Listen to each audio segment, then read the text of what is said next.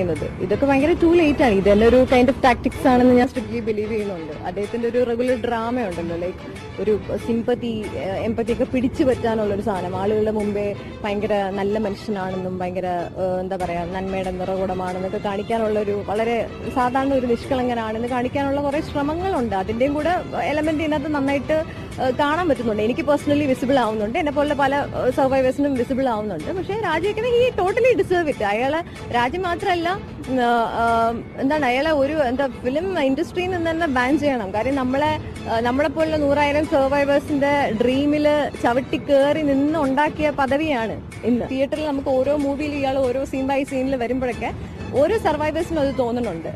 അയാൾ ഡിസേർവ് ചെയ്യുന്ന ഒരു കാര്യമല്ല.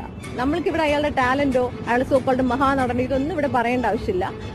He's not a good human being, he's an attacker. നമ്മളെപ്പോലുള്ള 100,000 ആളുകളുടെ സ്വപ്നത്തിൽ ചവിട്ടി നിന്ന് കിട്ടുന്ന കാര്യം